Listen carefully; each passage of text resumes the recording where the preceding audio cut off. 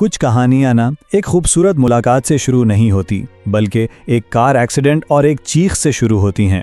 نئے سال کی شام جب دو بالکل الگ دنیاؤں کے دو لوگ ایک دوسرے سے ٹکراتے ہیں، اور یہ کوئی رومانوی آغاز نہیں بلکہ یہ ایک ایسے سفر کی شروعات ہے جس میں غصہ ہے، تلخی ہے اور بہت سارا ڈرامہ۔ تو یہی وہ ٹکراؤ ہے جو ہمیں لے کر چلتا ہے میری زندگی ہے تو کی دنیا میں۔ یہ کہانی صرف محبت کے نہیں بلکہ جنون کی ہے، اور سب سے بڑھ کر خود کو بدلنے کی ایک کوشش کی ہے۔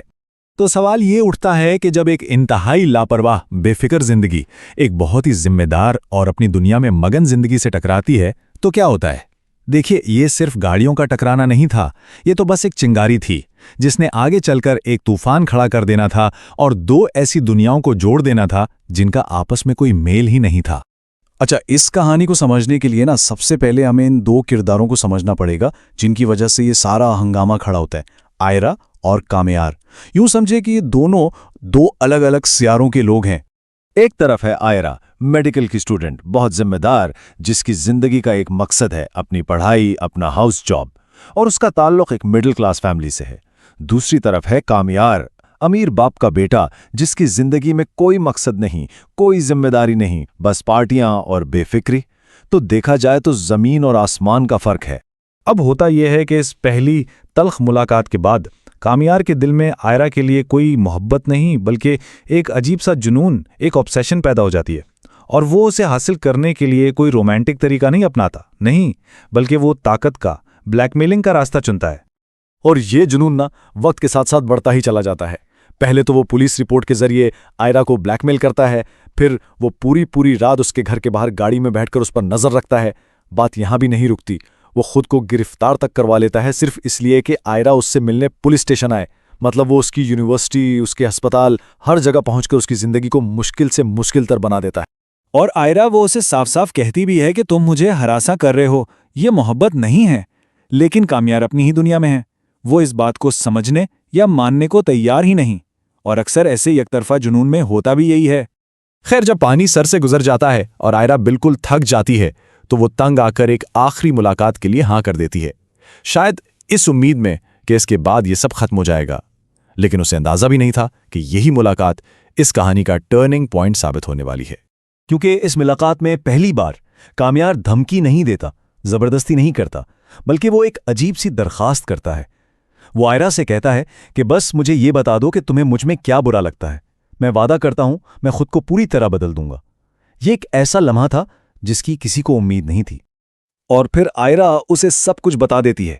اس کا راتوں کو پارٹیاں کرنا، اس کی بری عادتیں جیسے ویپنگ اور سموکنگ، اس کی زندگی میں کوئی مقصد نہ ہونا، لڑکیوں کے ساتھ فضول گھومنا، اور کمال یہ ہے کہ کامیار وہ یہ سب ایک ایک کر کے لکھتا ہے۔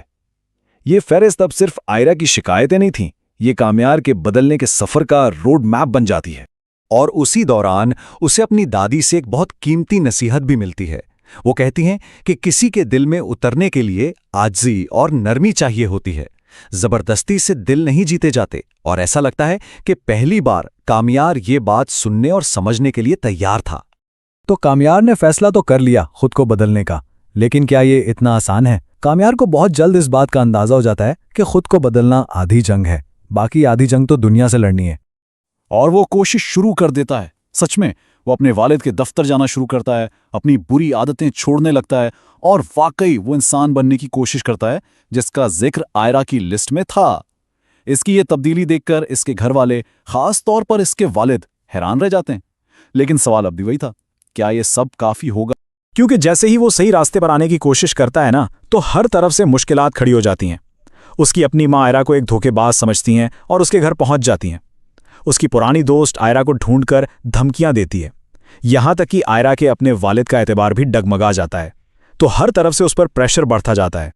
لیکن اس ساری افراتفری کے بیچ میں کامیار کچھ ایسا کرتا ہے جس سے لگتا ہے کہ اس کی تبدیلی صرف دکھاوا نہیں ہے۔ جب آئرہ کی بہن ایک بہت بڑی مشکل میں پھنس جاتی ہے تو کامیار اپنے اثر و رسوخ کو استعمال کر کے اس کی مدد کرتا ہے، اور یہ پہلی بار تھا جب اس نے کچھ اپنے لیے نہیں بلکہ کسی اور کے لیے کیا تھا۔ یہاں اس کے عمل میں ایک سچائی نظر آتی ہے۔ تو اب کہانی اس موڑ پر آ کھڑی ہوئی ہے جہاں سب سے بڑا سوال یہ ہے کہ کیا ایک ایسا رشتہ جس کی شروعات ہی اتنی منفی، اتنی زہریلی ہو، کیا وہ واقعی بدل سکتا ہے؟ کیا جنون اور زبردستی سے شروع ہونے والی کہانی ایک صحت مند محبت میں تبدیل ہو سکتی ہے؟ میری زندگی ہے تو ہمیں اسی سوال کے ساتھ چھوڑ جاتا ہے کہ کیا تبدیلی اتنی طاقتور ہو سکتی ہے کہ وہ ماضی کے ہر داغ کو مٹا دے؟ آج ہم ایک ایسے سوال پر بات کر رہے ہیں جو محبت کی کہانیوں میں شاید سب سے زیادہ متنازع ہے۔ کیا ایک ایسا شخص جس کا رویہ شروع میں ہراسانی اور جنون کی حدوں کو چھو رہا ہو، وہ واقعی بدل سکتا ہے؟ اور اگر وہ بدل بھی جائے تو کیا ایسے رشتے کی بنیاد صحت مند ہو سکتی ہیں؟ یہ سوال ڈرامہ سیریل میری زندگی ہے تو کہ بالکل مرکز میں ہے۔ جی، کامران اور آئرہ کی کہانی، جو بظاہر تو ایک رومانوی داستان لگتی ہے، لیکن اس کی شروعات بہت ہی پریشان کن واقعات سے ہوتی ہے۔ بالکل، تو آج ہم اسی سفر کو دیکھیں گے کہ یہ انا، پچھتاوے اور خود کو بدلنے کی جو کوشش ہے، یہ کتنی حقیقی ہے۔ تو آئیے شروع کرتے ہیں۔ جب ہم پہلی بار کامران سے ملتے ہیں، وہ ایک بگڑے ہوئے امیر زادے کا کلاسک نمونہ ہے۔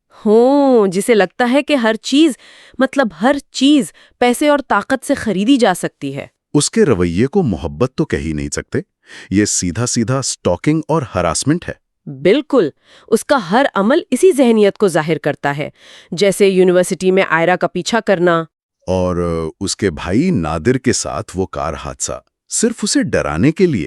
جی، اور انتہا تو تب ہوئی جب اس نے وہ داڑھی جلا دی جو آئرہ کو اس کے والد نے تحفے میں دی تھی، سب کے سامنے۔ وہ منظر تو مجھے شدید غصہ آیا تھا۔ وہ صرف ایک گاڑی نہیں تھی، وہ آئرہ کے لیے اس کے والد کے پیار کی، اس کی اپنی آزادی کی ایک علامت تھی۔ صحیح کہا، اور کامران نے اسے جلا کر یہ پیغام دیا کہ تمہاری کوئی بھی چیز میری پہنچ سے دور نہیں۔ یہ بہت ہی خوفناک تھا۔ اور یہی کہانی کا بنیادی تضاد ہے نا، کہ جو کامران کے لیے گرینڈ جیسچرز ہیں، وہ آئرہ کے لیے عوامی تذلیل اور ذہنی اذیت ہیں۔ دونوں کی حقیقتیں بالکل مختلف ہیں۔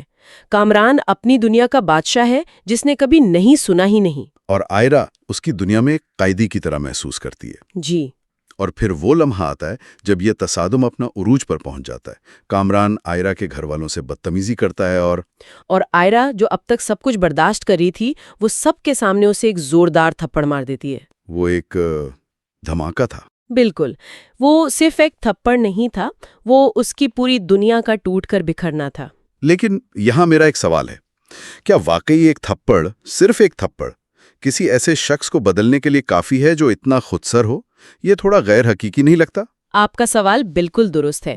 عام حالات میں شاید یہ کافی نہ ہو، لیکن ہمیں اس تھپڑ کو ایک علامت کے طور پر دیکھنا ہوگا۔ اچھا، یہ اس کے لیے ایک راک باٹم لمحہ تھا، یعنی وہ لمحہ جب آپ اپنی زندگی کی سب سے نچلی سطح پر پہنچ جاتے ہیں، جہاں سے اوپر اٹھنے کے علاوہ کوئی راستہ نہیں بچتا۔ بالکل، کامران کی پوری زندگی اس تصور پر کھڑی تھی کہ اس کی طاقت اور پیسہ ناقابل شکست ہے۔ آئرہ کا تھپڑ، وہ بھی سب کے سامنے، وہ اس کی زندگی کی پہلی اور سب سے بڑی ناکامی تھی۔ جی، اس ایک لمحے میں اس کا سارا غرور، اس کی انا، سب کچھ خاک میں مل گیا۔ تو یہ تھپڑ ایک ویک اپ کال تھا، ایک ایسی ویک اپ کال جس نے اسے مجبور کیا کہ وہ آئینے میں خود کو دیکھے۔ بالکل، اس نے وہ سچائی دکھائی جو وہ کبھی دیکھنا ہی نہیں چاہتا تھا، کہ عزت اور حقیقی محبت جیسی چیزیں خریدی نہیں جا سکتی۔ اور یہاں سے کامران 2.0 کا سفر شروع ہوتا ہے۔ اور دلچسپ بات یہ ہے کہ وہ صرف معافی نہیں مانگتا، وہ اپنی پوری زندگی کو یوں سمجھیں کہ اثر نو تعمیر کرنے کا فیصلہ کرتا ہے۔ اور یہی وہ حصہ ہے جو کہانی کو دلچسپ بناتا ہے۔ اس کی تبدیلی صرف باتوں تک نہیں رہتی، عملی قدامات میں نظر آتی ہے۔ وہ اپنے فیملی بزنس کو سنجیدگی سے لینا شروع کر دیتا ہے۔ یہ بہت اہم نکتہ ہے۔ وہ صرف دفتر جا کر بیٹھتا نہیں ہے، وہ ذمہ داری اٹھاتا ہے۔ جب اسے پتا چلتا ہے نا کہ فیکٹری سے آلودگی ہو رہی ہے، تو وہ پوری فیکٹری کو شمسی توانائی پر منتقل کرنے کا بڑا فیصلہ کرتا ہے۔ یہ پرانے کامران کے بس کی بات نہیں تھی۔ وہ تو صرف منافع دیکھتا، اور مزدور یونین والا معاملہ بھی تو ہے۔ پرانا کامران تو شاید دھمکیاں دیتا یا پیسے سے خریدنے کی کوشش کرتا، لیکن یہ نیا کامران ان کے ساتھ بیٹھتا ہے، ان کے مسائل سمجھتا ہے اور انہیں حل کرتا ہے۔ یہ ایک پختہ انسان کی نشانی ہے۔ اور یہ تبدیلی صرف کاروبار تک نہیں رہتی، اس کی شخصیت میں گہرائی تک اترتی ہے۔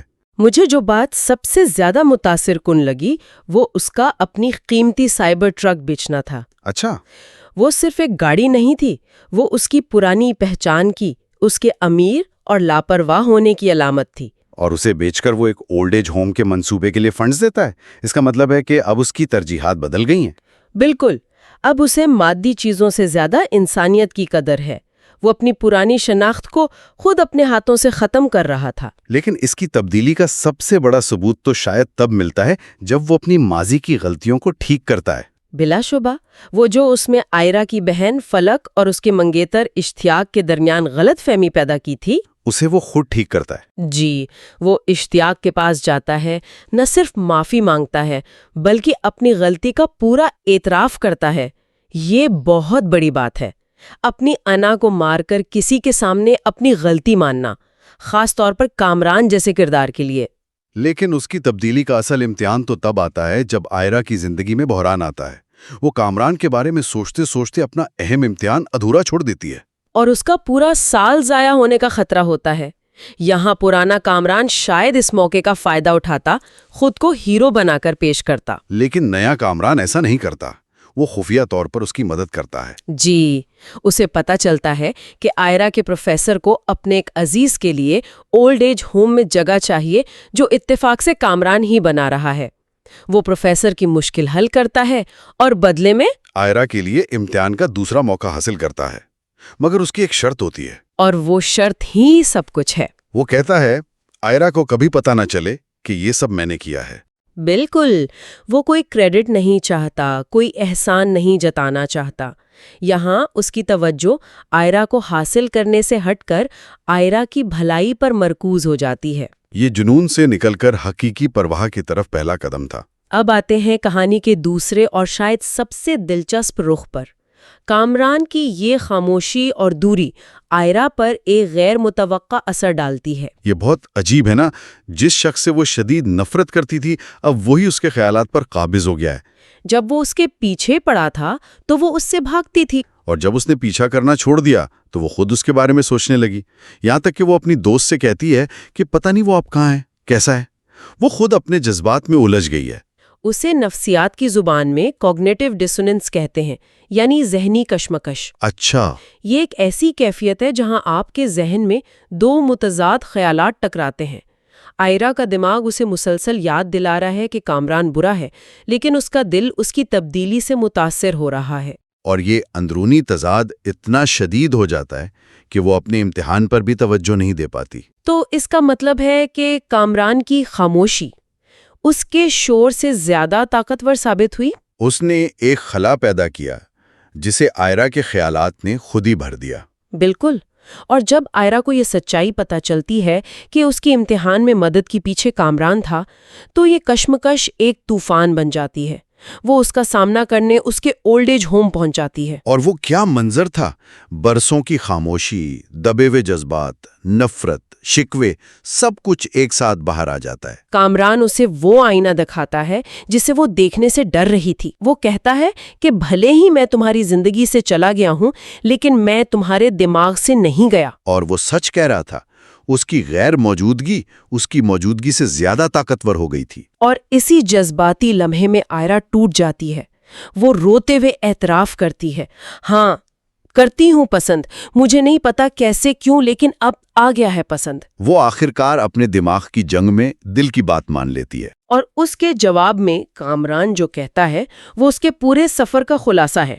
وہ کہتا ہے، تمہارے میری طرف اٹھائے گئے چند قدموں کے لیے میں نے اپنی زندگی کو ٹکڑے ٹکڑے کر کے دوبارہ بنا ہے۔ واہ! یہ ایک جملہ اس کی تمام کوششوں، اس کی تکلیف اور اس کی تبدیلی کو بیان کر دیتا ہے۔ لیکن محبت کا یہ اعتراف کہانی کا اختتام نہیں، بلکہ ایک نئی جنگ کا آغاز ہے۔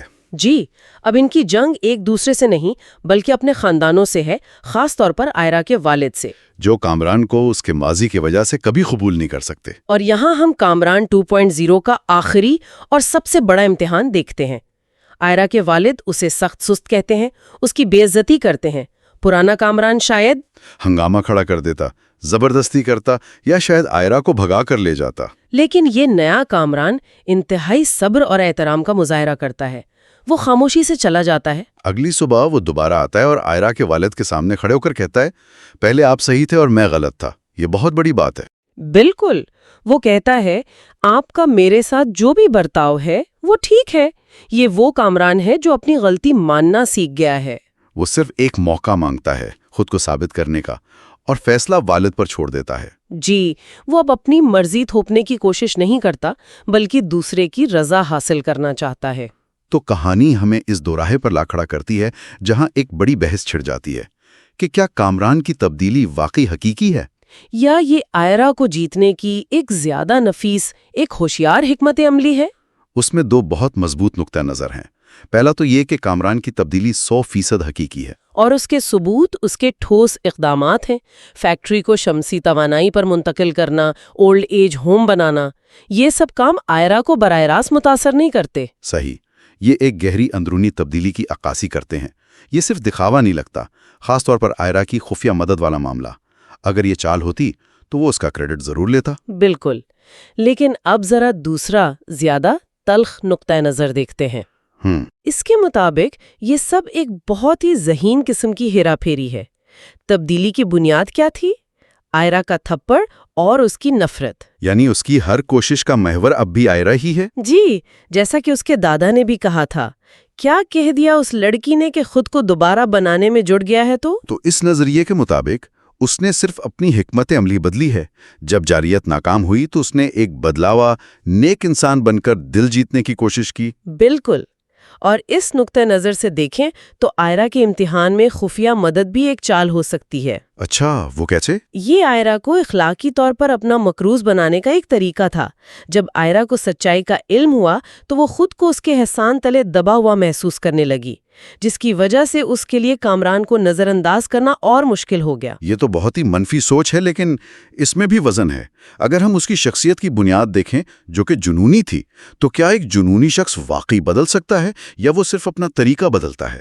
اور یہی اس کہانی کا سب سے بڑا سوال ہے۔ کیا اس نے صرف آئرا کو حاصل کرنے کے لیے اپنی پوری زندگی کا ڈرامہ رچایا، یا اس نے آئرا کی محبت کی امید میں خود کو واقعی ایک بہتر انسان بنا لیا؟ سچ شاید ان دونوں کے درمیان کہیں ہے۔ شاید۔ تو آخر میں کہانی ہمیں ایک ایسے موڑ پر چھوڑ دیتی ہے جہاں کامران نے خود کو ثابت کرنے کی ہر ممکن کوشش کی ہے، لیکن ماضی کے زخم بہت گہرے ہیں۔ اور یہی وہ سوال ہے جو ہم اپنے سننے والوں کے لیے چھوڑنا چاہتے ہیں۔ ایک رشتہ جس کی بنیاد زبردستی، ہراسانی اور ایک عوامی تذلیل پر رکھی گئی ہو، کیا وہ واقعی حقیقی محبت، اعتماد اور معافی کی بنیاد پر ایک کامیاب مستقبل بنا سکتا ہے؟ یا ماضی کے وہ زخم اور وہ خوف ہمیشہ اس رشتے پر ایک سائے کی طرح منڈلاتے رہیں گے؟ یہ وہ سوال ہے جس کا جواب شاید وقت ہی دے سکتا ہے۔ تو آج ہم کامران اور آئرا کی کہانی پر بات کر رہے ہیں۔ یہ ایک شدید محبت کی داستان ہے جس میں ایک ڈرامائی تبدیلی کا سفر دکھایا گیا ہے۔ ہاں، اس کی بنیاد بہت مضبوط ہے، لیکن کچھ چیزیں ہیں جن پر کام کر کے اسے اور بہتر بنایا جا سکتا ہے۔ چلیں تو پھر شروع کرتے ہیں۔ جو پہلی چیز مجھے محسوس ہوئی وہ یہ کہ کہانی کی دو دنیائیں ایک دوسرے سے بالکل الگ ہیں۔ بالکل، ایک طرف کامران اور آئرا کی ذاتی جذباتی دنیا ہے، اور دوسری طرف اس کی فیکٹری، اس کا بزنس، اور یہ دونوں آپس میں جڑی ہوئی نہیں لگتی۔ صحیح کہا، وہ ایک دوسرے سے کٹی ہوئی ہیں۔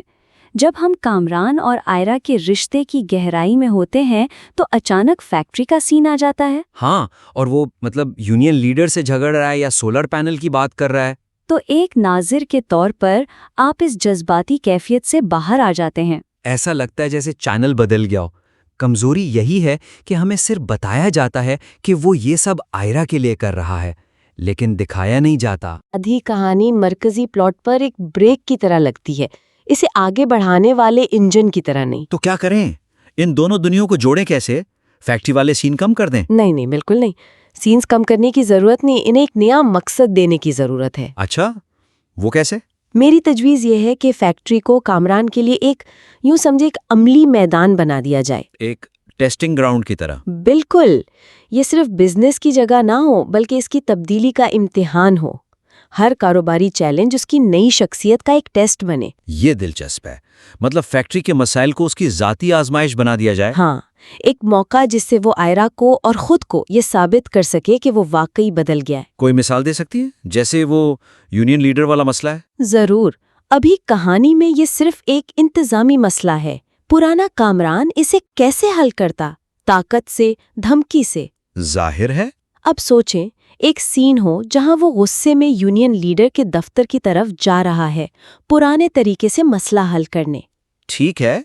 लेकिन दरवाजे पर हाथ रखते ही उसे आयरा की कोई बात याद आ जाए, जैसे असल ताकत लोगों को झुकाने में नहीं, साथ लेकर चलने में है। और वो एक लम्हे के लिए रुक जाए। हाँ, और फिर वो अंदर जाकर धमकी देने के बजाय उनके साथ बैठकर कहे, मुझे बताएं, आपके असल मसाइल क्या हैं, मैं सुनना चाहता हूँ। वाह, इस एक छोटे से लम्हे से पूरा मंजर ही बदल जाएगा।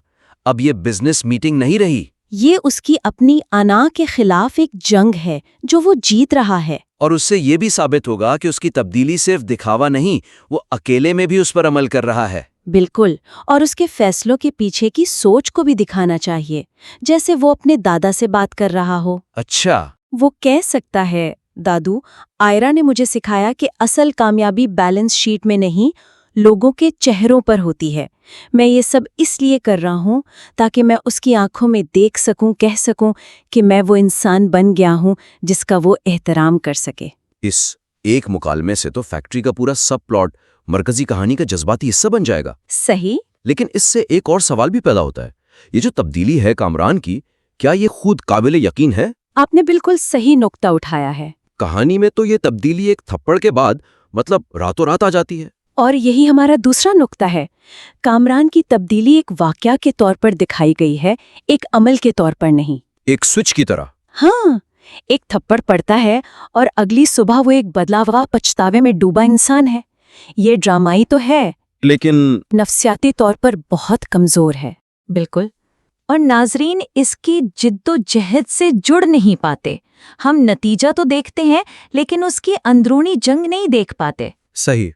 कमजोरी ये है कि उसकी पुरानी जारहाना शख्सियत के खिलाफ उसकी रोज की कश्मकश गायब है। वो आदतें जो सालों में बनती हैं, वो एक रात में कैसे खत्म हो सकती हैं? तो उसकी तब्दीली इतनी मुकम्मल और फौरी है कि गैर हकीकी लगती है। तो हल ये है कि उस तब्दीली को एक मुश्किल और मुसलसल सफर दिखाया जाए। हमें ऐसे मनाजिर शामिल करने होंगे जो उसकी अंदरूनी कश्मकश को दिखाएं। हमें दिखाना होगा कि वो हर रोज पुराने कामरान से लड़ रहा है। कैसे दिखाएंगे ये? क्या वो बार बार गलतियां करे? जरूरी नहीं कि बड़ी गलतियां हों, छोटी छोटी चीजें, जैसे एक खामोश मंजर सोचें। कामरान रात को अकेला है, फोन पर किसी से बिजनेस की बात पर शदीद गुस्से में है। वो फोन फेंकता है और दीवार पर मुक्का मारने के लिए हाथ उठाता है, लेकिन मारता नहीं है। हाँ, उसका हाथ हवा में ही रुक जाता है। वो अपने कांपते हुए हाथ को देखता है और उसकी आंखों में खौफ नजर आता है, क्योंकि उसे एहसास होता है कि वो दरिंदा अब भी उसके अंदर जिंदा है। बिल्कुल। ये मंजर बगैर किसी मुकालमे के नाजरीन को उसकी रोज की आजियत बता देगा। ये बहुत ताकतवर हो सकता है। और ये जद्दोजहद सिर्फ तन्हाई में ही क्यों, लोगों के सामने भी तो हो सकती है। अच्छा आइडिया है। जैसे फैक्ट्री में एक वर्कर से बहुत बड़ी गलती हो जाए, लाखों का नुकसान, पुराना कामरान तो उसे फौरन नौकरी से निकाल देता और बेइज्जत भी करता। नया कामरान जब ये सुनता है तो उसका चेहरा गुस्से से सुर्ख हो जाता है, उसकी आंखों में वही पुरानी वहशत झलकती है, सब डर जाते हैं। और फिर वो एक लंबी सांस लेता है, आंखें बंद करता है और पुरसुकून आवाज में कहता है, ठीक है, नुकसान तो हो गया, अब ये बताओ कि हम इसे मिलकर ठीक कैसे कर सकते हैं। बेहतरीन।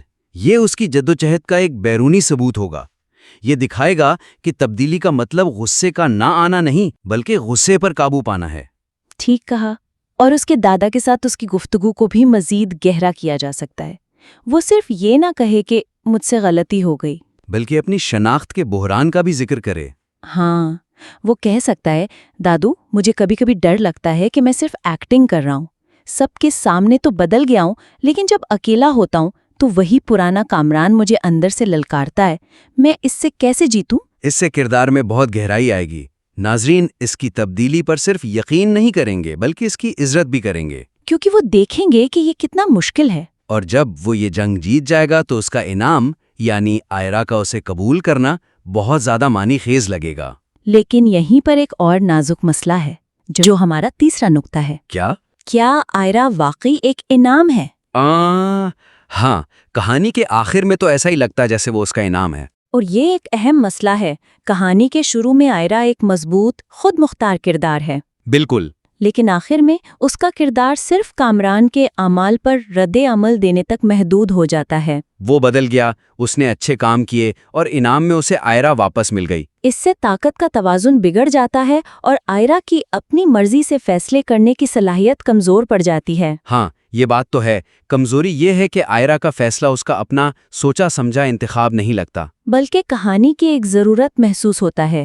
ہیرو بدل گیا، اب ہیروئن کو تو واپس آنا ہی ہے۔ اس سے ان کا رشتہ برابری کا نہیں لگتا، وہ ایک فاتح لگتا ہے اور آئرا اس کی ٹرافی۔ تو اس توازن کو ٹھیک کیسے کریں؟ آئرا کو کیا کرنا چاہیے؟ اسے کامران کو معاف نہ کریں؟ نہیں، معافی مسئلہ نہیں ہے، مسئلہ قبول کرنے کے طریقے کا ہے۔ میری تجویز یہ ہے کہ آئرا کے فیصلے کو ایک با اختیار انتخاب بنا کر پیش کیا جائے۔ یعنی اس کا کامران کو قبول کرنا کہانی کا اختتام نہیں، بلکہ برابری کی بنیاد پر ایک نئے رشتے کا آغاز ہونا چاہیے۔ وہ اسے انعام کے طور پہ نہیں مل رہی، بلکہ وہ خود اس رشتے میں واپس آنے کا فیصلہ کر رہی ہے، اپنی شرائط پر۔ بالکل، اپنی شرائط پر۔ اس کی کیا مثال ہو سکتی ہے؟ کیا مطلب ہے اپنی شرائط کا؟ جیسے جب کامران آخر میں اسے شادی کے لیے کہتا ہے تو آئرا کو فوراً روتے ہوئے ہاں نہیں کہنا چاہیے۔ اچھا، وہ ایک لمحے کے لیے خاموش ہو، اسے دیکھے اور پھر کہے، کامران، میں نے تمہاری کوشش دیکھی ہے اور میں اس کی قدر کرتی ہوں، لیکن جو اعتماد ٹوٹا تھا وہ چند اچھے کاموں سے واپس نہیں آ سکتا، اسے وقت لگے گا۔ اور پھر وہ اپنی شرائط رکھے، ہم شادی کریں گے لیکن کچھ شرطوں پر۔ ہاں، جیسے پہلی شرط، ہم 6 مہینے کاؤنسلنگ لیں گے، دوسری، میں اپنا کام جاری رکھوں گی، اور تیسری کیا؟ کہ اگر مجھے کبھی بھی محسوس ہوا کہ تمہارے اندر وہ پرانا شخص واپس آ رہا ہے تو میں بغیر کچھ کہے چلی جاؤں گی۔ کیا بات ہے! اس سے طاقت کا توازن فوراً برابر ہو جائے گا۔ اب آئرا ایک بے بس لڑکی نہیں بلکہ ایک ایسی عورت ہے جو اپنی زندگی کے فیصلے خود کر رہی ہے اور اس رشتے کی حدود طے کر رہی ہے، اور کامران کا اصل امتحان اب ہوگا جب وہ ان شرائط کو قبول کرے گا۔ اس کا ان شرائط کو خوشدلی سے ماننا اس کی تبدیلی کا سب سے بڑا ثبوت ہوگا۔ اور اس کے فیصلے کو مزید مضبوط کرنے کے لیے ایک سین اس کی بہن فلک یا دوست کے ساتھ بھی ہو سکتا ہے، ٹھیک ہے، جہاں وہ اس سے پوچھے کہ کیا تم واقعی سے معاف کر رہی ہوں، تو آئرا جواب دے، یہ معافی کی بات نہیں ہے، یہ ایک رسک لینے کی بات ہے۔ میں اس نئے کامران پر اپنی زندگی کا سب سے بڑا جوا کھیلنے لگی ہوں۔ ہاں، میں یہ فیصلہ اس لیے نہیں کر رہی کہ وہ بدل گیا ہے، بلکہ اس لیے کہ میں اس بدلے ہوئے انسان کے ساتھ ایک مستقبل بنانے کا موقع نہیں کھونا چاہتی۔ لیکن اس بار یہ رشتہ میرے اصولوں پر چلے گا۔ یہ مکالمہ آئرا کے کردار کو آسمان پر پہنچا دے گا۔ وہ ایک مظلوم سے ایک معمار بن جائے گی جو اپنے رشتے کی بنیادیں خود رکھ رہی ہے۔ تو آج کی گفتگو کا خلاصہ یہ ہے کہ کہانی کی روح بہت خوبصورت ہے، بس کچھ جگہوں پر مزید گہرائی اور حقیقت پسندی کی ضرورت ہے۔ پہلا، کامران کی فیکٹری کو اس کی ذاتی تبدیلی کا میدان بنائیں۔ دوسرا، اس کی تبدیلی کو ایک سوئچ کی طرح نہیں بلکہ ایک روزانہ لڑی جانے والی جنگ کی طرح دکھائیں، اس کی اندرونی کشمکش کو سامنے لائیں۔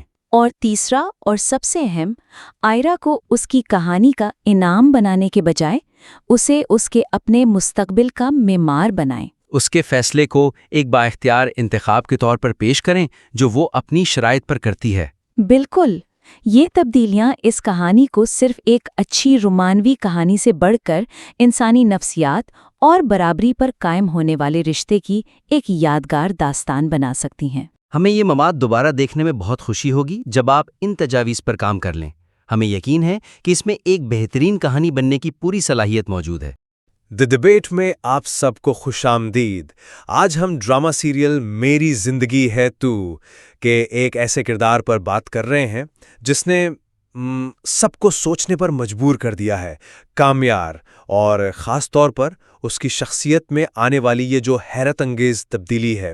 سوال بہت سیدھا ہے لیکن اس کا جواب اتنا آسان نہیں۔ کیا کامیار کی یہ تبدیلی واقعی دل سے ہے، ایک حقیقی اور پائیدار تبدیلی، یا یہ سب آئرا کو حاصل کرنے کی ایک نئی، پہلے سے زیادہ ہوشیار حکمت عملی ہے جو اس کے پچھلے جارحانہ رویے کی ناکامی کے بعد اپنائی گئی؟ دیکھیں، میرا تو خیال ہے کہ کامیار کی تبدیلی حقیقی ہے اور اس کے جو ٹھوس اقدام ہے وہ اس بات کا ثبوت ہے۔ اور میں سمجھتی ہوں کہ یہ تبدیلی صرف ایک رد عمل ہے جس کی بنیاد آج بھی آئرا کے لیے اس کا جنون ہی ہے۔ اس کے سارے عمل اسی ایک مقصد کے گرد گھومتے ہیں، اس لیے اس کی اصلیت پر بہت سنجیدہ سوالات اٹھتے ہیں۔ لیکن کیا صرف اس لیے کہ تبدیلی کا محرک کوئی اور شخص ہے ہم اس پوری تبدیلی کو جعلی قرار دے سکتے ہیں؟ میرے خیال میں یہ ناانصافی ہے۔ آپ اس کے کاموں کو دیکھیں، وہ صرف دکھاوا نہیں ہے۔ اس نے اپنی فیکٹری کو شمسی توانائی پر منتقل کرنے کا فیصلہ کیا، نئی مشینری منگوائی۔ یہ کوئی چھوٹے موٹے کام نہیں ہے، یہ طویل مدتی اسٹریٹجک فیصلے ہیں۔ یہ ایک ایسے شخص کی سوچ ہے جو مستقبل کا سوچ رہا ہے، نہ کہ صرف آج کسی کو متاثر کرنے کا۔ میں آپ کی بات سمجھ رہی ہوں، لیکن آپ اس تبدیلی کے ٹریگر کو نظر انداز کر رہے ہیں۔ یہ سب کچھ کہاں سے شروع ہوا؟ آئرا کے انکار سے؟ جیسا کہ اس کے اپنے دادا نے کہا، کیا کہہ دیا اس لڑکی نے کہ خود کو دوبارہ بنانے میں جٹ گیا؟ مطلب یہ ایک جملہ ہی پوری کہانی بیان کر دیتا ہے۔ اس کی ساری محنت کا مرکز، اس کی ہر سوچ کا محور آج بھی آئے رہی ہے۔ اگر یہ ذاتی ترقی ہوتی تو اس کا آغاز اندر سے ہوتا، آہستہ آہستہ ہوتا۔ یہ تو راتوں رات ایک انقلابی تبدیلی ہے جو ایک جھٹکے کے بعد آئی ہے۔ اور کیا زندگی میں بڑی تبدیلیاں ایسے ہی جھٹکوں کے بعد نہیں آتی؟ اکثر ہمیں کوئی بڑا صدمہ یا انکار ہی اپنی خامیوں کا احساس دلاتا ہے۔ اہم بات یہ نہیں کہ اسے جھٹکا کس نے دیا، اہم یہ ہے کہ اس نے اس جھٹکے کو ایک مثبت سمت میں استعمال کیا، اور اس کے اثرات وہ صرف آئرا تک محدود نہیں رہے۔ اس نے یونین لیڈر سے لڑنے کے بجائے مزدوروں سے براہ راست بات چیت کی، ان کے خدشات دور کیے۔ یہ ایک لیڈر کی نشانی ہے۔ لیڈر کی نشانی یا ایک ذہین اداکار کی؟ آپ اس کے ماضی کو اتنی آسانی سے کیسے بھول سکتے ہیں؟ اس کا رویہ صرف ناپختگی نہیں تھا، وہ تو ہراسانی یعنی ہراسمنٹ کے زمرے میں آتا تھا۔ آئرا کا پیچھا کرنا، اس کی دیوار پھلانگنا، اس کے خاندان کو دھمکانا، یہ گہری زہریلی عادتیں ہیں۔ کیا آپ واقعی مانتے ہیں کہ ایسی فطرت رکھنے والا انسان چند ہفتوں میں ایک نیک اور ذمہ دار سماجی کارکن بن سکتا ہے؟ مجھے تو اس رفتار پر سب سے زیادہ شک ہے۔ یہ بہت غیر حقیقی لگتا ہے۔ آپ رفتار کی بات کر رہے ہیں، میں نتائج کی بات کر رہا ہوں۔ ٹھیک ہے، مان لیتے ہیں کہ رفتار غیر معمولی ہے، لیکن اس کے کاموں کے نتائج کو کیسے جھٹلائیں گے؟ اس نے اپنی سب سے قیمتی چیز، اپنی سائبر ٹرک، بیچ کر ایک اولڈ ایج ہوم کے منصوبے کے لیے فنڈز دیے۔ یہ گاڑی اس کی پہچان تھی، اس کی انا کا حصہ تھی۔ اسے قربان کرنا صرف کسی کو متاثر کرنے سے کہیں زیادہ گہری بات کی طرف اشارہ کرتا ہے۔ یہ ظاہر کرتا ہے کہ اس کی ترجیحات بدل گئی ہیں، مادی چیزوں سے ہٹ کر اب وہ سماجی ذمہ داری کو اہمیت دے رہا ہے۔ یا پھر وہ یہ دکھا رہا ہے کہ وہ اب وہ شخص نہیں رہا جسے آئرا اور اس کے والد نے مسترد کیا تھا۔ انہوں نے اسے ایک بگڑا ہوا، غیر ذمہ دار امیر زادہ سمجھا تھا۔ اب وہ کام کر رہا ہے جو اس امیج کے بالکل برعکس ہے۔ یہ ایک طرح سے اپنی قدر و قیمت ثابت کرنے کی کوشش ہے۔ وہ ایک نیا ریزیومے بنا رہا ہے تاکہ آئرا کا خاندان اسے قبول کر لے۔ ہر قدم، چاہے وہ فیکٹری میں ہو یا اولڈ ایج ہوم کے لیے، اسی ایک مقصد کی طرف جاتا ہے، یہ ثابت کرنا کہ دیکھو میں اب تمہارے قابل ہوں۔ اچھا، اگر یہ صرف اپنی قابلیت ثابت کرنے کی کوشش ہے تو پھر ایک ایسی بات ہے جو آپ کی اس دلیل کو کمزور کر دیتی ہے۔ آئرا کے امتحان میں اس کی خفیہ مدد، یہ ایک ایسا عمل تھا جس کا اسے کوئی کریڈٹ نہیں ملنا تھا۔ اور میرے نزدیک یہی اس کی سب سے ہوشیار اور سب سے زیادہ پریشان کن چال تھی۔ ہوشیار چال؟ آپ اسے چال کیسے کہہ سکتے ہیں؟ اس نے پروفیسر سے بات کی اور خاص طور پر یہ درخواست کی کہ اس کا نام آئرا کے سامنے نہ لیا جائے۔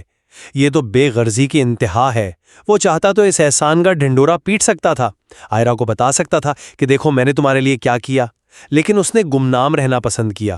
یہ حقیقی ہمدردی ہے، جہاں آپ دوسرے کی بھلائی چاہتے ہیں چاہے اس کا صحرا آپ کو نہ ملے۔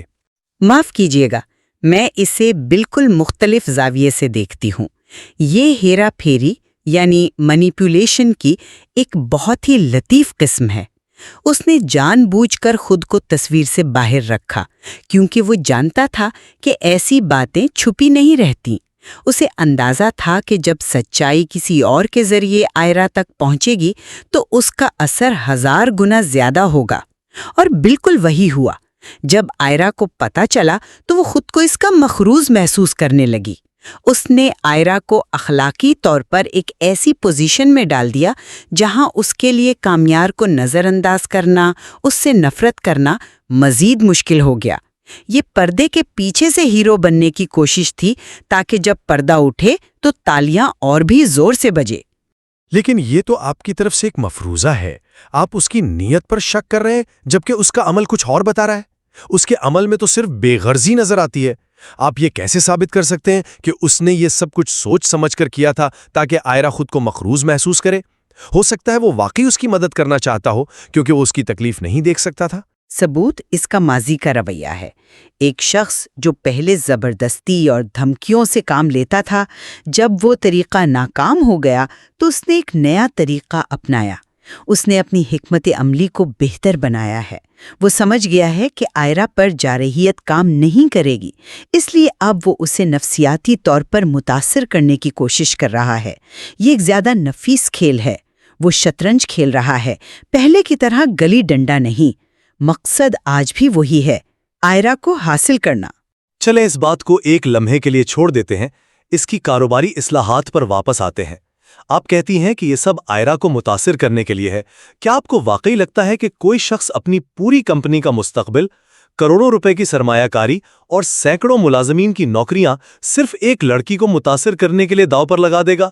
شمسی توانائی پر منتقلی ایک بہت بڑا، مہنگا اور پیچیدہ منصوبہ ہے۔ یہ کمپنی کو آنے والے کئی سالوں تک متاثر کرے گا۔ یہ کسی عاشق کا جذباتی فیصلہ نہیں، یہ ایک CEO کا سوچا سمجھا قدم ہے۔ بالکل، اور وہ یہی تو ثابت کرنا چاہتا ہے کہ وہ ایک قابل CEO ہے۔ آئرہ کے والد کی نظر میں وہ ایک نالائق لڑکا تھا۔ اس نے اس تاثر کو توڑنے کے لیے ہر وہ کام کیا جو ایک کامیاب بزنس مین کرتا ہے۔ یہ دکھاوا نہیں ہے، یہ ایک کردار ہے جسے وہ جی رہا ہے، اور وہ اس کردار کو اتنی اچھی طرح سے نبھا رہا ہے کہ آپ جیسے لوگ بھی قائل ہو رہے ہیں۔ لیکن سوال پھر وہی ہے، جب مقصد حاصل ہو جائے گا، جب آئرہ اس کی زندگی میں آ جائے گی، کیا تب بھی یہ قابل CEO اور ہمدرد انسان زندہ رہے گا، یا پھر پرانا کامیار واپس آ جائے گا؟ مجھے لگتا ہے آپ اس کے مثبت کاموں میں بھی منفی نیت تلاش کر رہی ہیں۔ آئرہ کے والد سے اس کی آخری ملاقات کو ہی دیکھ لیں۔ وہ وہاں گیا، لیکن اس کا رویہ کیسا تھا؟ پرسکون، باعزت۔ اس نے اپنی ماضی کی تمام غلطیوں کا کھلے دل سے اعتراف کیا۔ جب اس کے والد نے بات کرنے سے انکار کر دیا تو اس نے بحث نہیں کی، زبردستی نہیں کی، بلکہ خاموشی سے واپس جانے پر راضی مند ہو گیا۔ یہ اس بات کا سب سے بڑا ثبوت ہے کہ اس نے دوسروں کی حدود اور ان کی مرضی کا احترام کرنا سیکھ لیا ہے۔ پہلے وہ دیواریں پھلانگتا تھا، اب وہ دروازے پر دستک دے رہا ہے۔ یہ ایک بنیادی تبدیلی ہے۔ یہاں میں آپ سے تھوڑا اختلاف کروں گی۔ دستک دینا یقیناً دیوار پھلانگنے سے بہتر ہے، میں یہ مانتی ہوں، لیکن کیا بن بلائے کسی کے دروازے پر پہنچ کر اسے بات کرنے پر مجبور کرنا حدود کا احترام ہے؟ اگرچہ اس کا لہجہ نرم تھا، لیکن اس کا عمل اب بھی اپنی مرضی مسلط کرنے کی ایک کوشش تھی۔ وہ چاہتا تھا کہ اس کی بات سنی جائے، چاہے دوسرا شخص اس کے لیے ذہنی طور پر تیار ہو یا نہ ہو۔ اس نے شرافت کا لباس اوڑھ کر ایک بار پھر دوسرے کی ذاتی جگہ میں دخل اندازی کی۔ لیکن آپ اس میں اس کی ترقی نہیں دیکھ رہے؟ اس نے صرف موقع مانگا اور انکار پر پیچھے ہٹ گیا۔ پرانا کامیار ایسا کبھی نہ کرتا، وہ تو شاید دروازہ توڑ کر اندر آ جاتا۔ یہ ماننا کہ اس نے اپنی حکمت عملی بدلی ہے، ایک طرح سے یہ ماننا بھی ہے کہ وہ بدلا ہے، کیونکہ حکمت عملی کا انتخاب بھی تو آپ کی شخصیت کا حصہ ہوتا ہے۔ اس نے تشدد کا راستہ چھوڑ کر سمواد کا راستہ چنا۔ یہ تبدیلی نہیں تو اور کیا ہے؟ میں اسے سمواد کا راستہ نہیں بلکہ ہمدردی حاصل کرنے کا راستہ کہوں گی۔ جب جارحیت سے کام نہیں بنا تو اس نے مظلوم اور بدلا ہوا انسان بن کر دل جیتنے کی کوشش کی۔ یہ بھی تو ایک چال ہو سکتی ہے۔ وہ یہ دکھا رہا تھا کہ دیکھو میں کتنا معقول ہو گیا ہوں اور تم اب بھی مجھ سے بات نہیں کرنا چاہتی۔ یہ ایک طرح کا جذباتی دباؤ ہے۔ اس نے صرف اپنے ہتھیار بدلے ہیں، جنگ وہی ہے۔ تو آپ کے نزدیک اس کا کوئی بھی عمل حقیقی نہیں ہے؟ اس کی ہر نیکی کے پیچھے کوئی چال ہے؟ مجھے لگتا ہے یہ ایک بہت ہی مایوس کن نظریہ ہے۔ انسانوں میں بدلنے کی صلاحیت ہوتی ہے، خاص طور پر جب انہیں زندگی میں کوئی مقصد مل جائے۔ ہو سکتا ہے آئرہ نے اسے وہ مقصد دیا ہو، لیکن اب اس کی تبدیلی صرف آئرہ کے لیے نہیں رہی۔ وہ ایک بہتر انسان بننے کے سفر پر ہے، جس سے اس کے ارد گرد کے سب لوگوں کو فائدہ ہو رہا ہے۔ اور میں یہ نہیں کہہ رہی کہ وہ بدل نہیں سکتا، میں صرف یہ کہہ رہی ہوں کہ ہمیں اس تبدیلی کو آنکھیں بند کر کے قبول نہیں کرنا چاہیے۔ جب کسی عمل کی بنیاد جنون پر ہو تو وہ عمل کتنا ہی مثبت کیوں نہ لگے، اس کی بنیاد کمزور رہتی ہے۔ جنون کی فطرت ہے کہ وہ یا تو مقصد حاصل کرتا ہے یا تباہی لاتا ہے۔ ابھی ہم اس کی محنت کا دور دیکھ رہے ہیں، لیکن جب نتیجہ سامنے آئے گا، چاہے وہ ہاں ہو یا نہ، تب اس کی تبدیلی کا اصل امتحان ہوگا۔ آخر میں اپنی بات کو یوں سمیٹوں گا کہ کامیار کے کاروباری فیصلوں سے لے کر اس کے فلاحی کاموں اور ذاتی رویے میں عاجزی تک تمام شواہد ایک ایسے شخص کی تصویر پیش کرتے ہیں جو بنیادی طور پر بہتر کے لیے بدل چکا ہے۔ اس کے اقدام کا دائرہ اب آئرہ سے کہیں زیادہ وسیع ہو چکا ہے، اور میرے نزدیک اس کی تبدیلی کے حقیقی ہونے کا یہی سب سے بڑا ثبوت ہے۔ اور میں اپنی بات پر قائم رہوں گی کہ اگرچہ کامیار نے اپنا رویہ اور حکمت عملی ضرور بدلی ہے، لیکن اس کی بنیادی ترغیب آج بھی آئرہ کے لیے اس کا جنون ہی ہے، اور جب تک یہ جنون اس کے فیصلوں کی ڈور ہلاتا رہے گا، اس کی تبدیلی کی بنیاد ایک غیر مستحکم زمین پر کھڑی رہے گی۔ اس لیے ہمیں ایک بہت ہوشیار حکمت عملی کو حقیقی اندرونی تبدیلی سمجھنے میں محتاط رہنا چاہیے۔ شاید ہم دونوں اس بات پر متفق ہو سکتے ہیں کہ یہ کردار تبدیلی کے ایک بہت شدید اور پیچیدہ عمل سے گزر رہا ہے، اور حقیقی ذاتی ترقی کو کسی رومانوی مقصد کے حصول کی حکمت عملی سے الگ کرنا ہمیشہ آسان نہیں ہوتا۔ اس کی نیتوں کی یہی پیچیدگی اس کے کردار کو اتنا دلچسپ بناتی ہے۔ بالکل، اور شاید آخر میں سوال یہ نہیں ہے کہ کامیار بدلا ہے یا نہیں، بلکہ اصل سوال یہ ہے کہ کیا کوئی بھی تبدیلی جو کسی دوسرے انسان کو پانے کے جنون سے شروع ہو، کبھی اپنی ذات کے لیے حقیقی اور پائیدار ہو سکتی ہے؟ یہ وہ سوال ہے جس کا جواب شاید ہمیں وقت ہی دے سکتا ہے۔